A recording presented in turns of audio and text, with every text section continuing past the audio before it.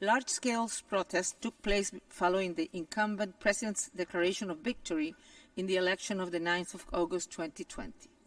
The government responded with a massive crackdown, including widespread excessive use of force. Protesters were beaten until they lost consciousness.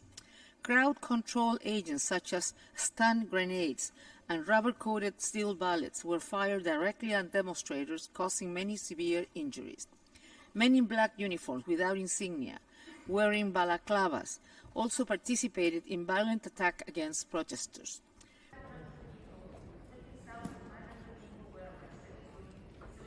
Over those 5 days, some 13,500 people were arrested, including 700 children. Many of those detained suffered prolonged and repeated beatings with batons during transport and at police stations and detention facilities. Identical forms of torture and ill treatment were replicated in numerous locations, suggesting widespread systematic practices of torture and ill treatment seeking to punish and deter individuals for their real or perceived opposition to the government.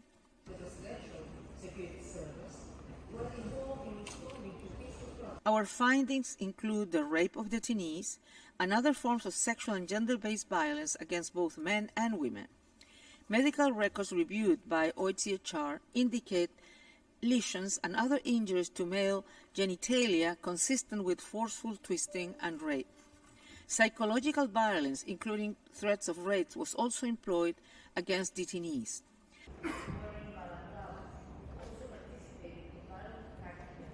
The Investigative Committee of Belarus, a national body that is nominally independent from the Ministry of Internal Affairs, exercises authority in pre-trial criminal proceedings.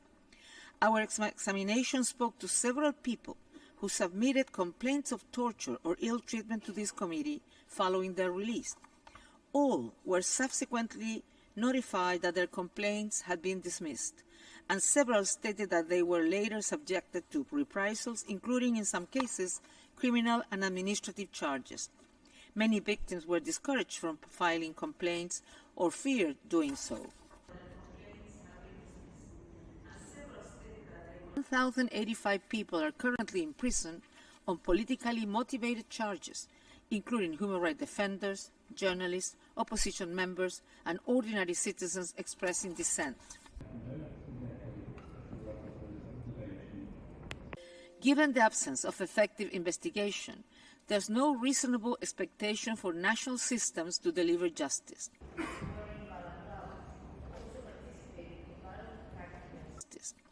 The scale and patterns of the violations identified in this report, their widespread and systematic nature, and evidence of official policy in respect of their collective execution by multiple state organs, warrant further assessment, including from the perspective of applicable international criminal law.